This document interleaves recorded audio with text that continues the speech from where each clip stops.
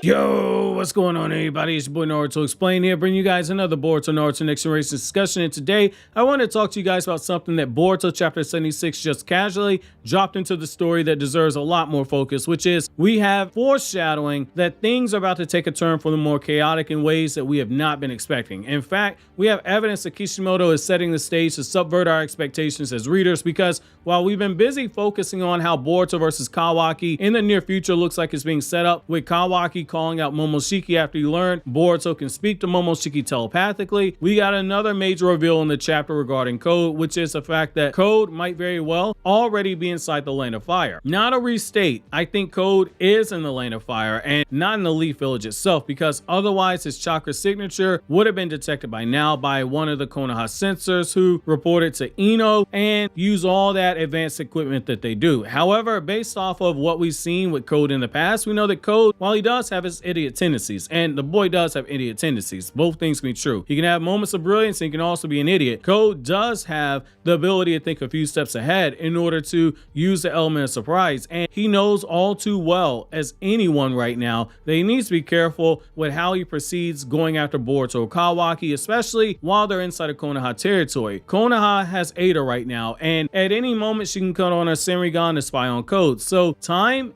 is definitely something of the essence right now, as is the need to prevent any red flags from popping up that will place him on Ada's radar. That's the last thing that Code wants. Code knows better than anyone what will happen if this ends up being the case. Code saw firsthand what happens when Ada promises Damon an extra hour of watching Paw Patrol before bedtime if he put those hands on Code. Code got beaten to a point of near death, and he would have died if Code didn't take Bug and run away. It makes sense to avoid any of that confrontation until you have both secured your exit plan and make the quickest path forward towards yanking Boruto or Kawaki, because if you waste time, you draw Ada's attention. If you draw Ada's attention, you also get Damon on. In the last manga chapter, we had a moment where Shikamaru tried to check in with everyone's favorite lovable, useless Jonin, Nishi, but Nishi and his entire team have gone radio silent. Now, we as anime fans have seen enough anime to know that when you check in on someone and they don't respond, it means one of three things. Number one, it means that they're dead because the bad guy popped up and killed them and covered up their tracks. Number two, the mangaka is writing comedy and the person or persons who aren't responding are actually asleep right now, and they'll be woken up and scolded later on, unless them being asleep comes from the fact that the enemy knocked them unconscious and hit their body somewhere, because then if that's the case, then it's no longer their fault. But number three, they aren't responding because there's some type of technical mumbo jumbo issue, like the radio signals being jammed or something to that effect. Well, with Code, each of these does have some aspect of it being likely. Code wouldn't hesitate to kill Nishi and the other members of Team E. He's killed in cold blood before. He'll do it again.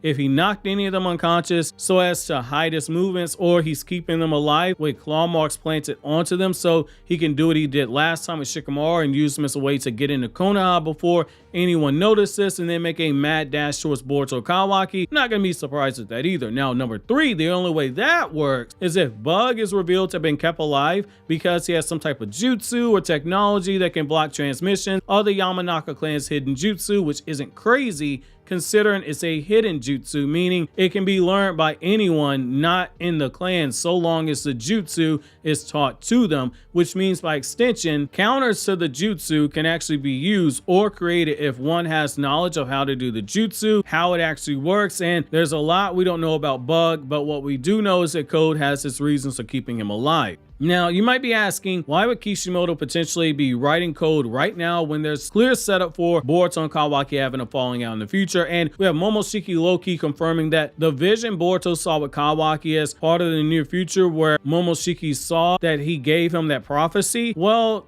that's the thing. We know what's about to happen. We know this is part of Boruto's prophecy in the sense that we have a vague idea, but we don't know how we get there. Only that at some point we're going to get to that actual moment. Now, what's further interesting about this is that this allows for subverting the reader's expectation. So much focus is on the Boruto vision for the future and Kawaki's drama. It's almost as if Kishimoto's trying to draw your attention away from Code as a character, potentially trying to make the moment where he pops back up feel a lot more rewarding. It's a similar tactic taken when Naruto Naruto's manga was in weekly format, where we went long stretches without seeing Sasuke, without seeing Naruto, or even seeing Orochimaru when he was the main villain. But the absence of these characters being ended right around the time your investment in all the other storylines was getting knee deep allowed for this shakeup to take place. I think having Code take out Nishi's team right now makes a lot of sense, unless it's someone else, like a one-armed Kashin Koji hobbling his way back into relevancy in the story to pay off Isshiki-Is lines about Amado and Kashin Koji meeting again, which I doubt. Kashin Koji's probably somewhere bleeding out right now, thinking how he would like to fry one more Saratobi burger with extra curly fries and extra sauce, extra medium well done. Say this is Code though. It's a sign that Code being forced to work on his own right now is more dangerous than ever before, because he's thinking all his actions through. He's weighing the consequences of those actions, because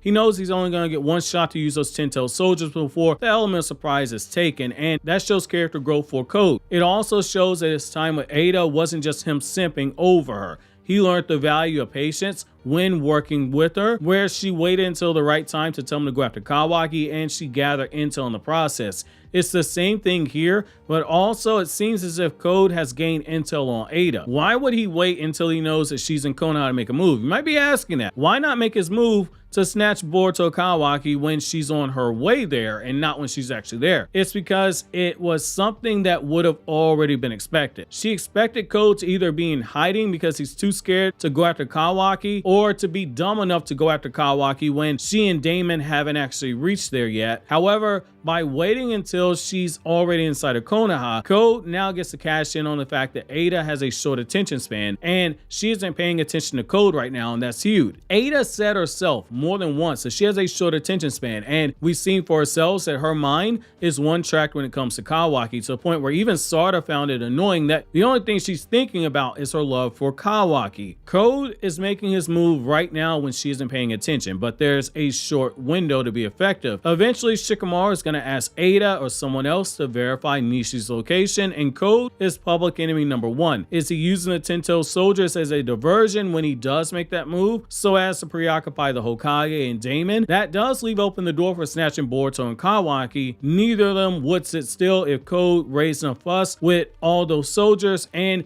it would be a waiting game to see if you can smoke them out of hiding. At that point, you can just yank whoever comes to you. We could be seeing further proof that our villain Code has actually grown into a capable villain, or he's on his way to becoming one, i.e. the Shigaraki path. So my question to you guys is, do you guys think this is going to be the case? What does that say if Code is methodically trying to establish a footprint in the Land of Fire before making his move? Is he the one behind Team Nishi going mission? While you think that over, click here to watch my Boruto Chapter 76 review, or click here to watch this other Naruto Explained video.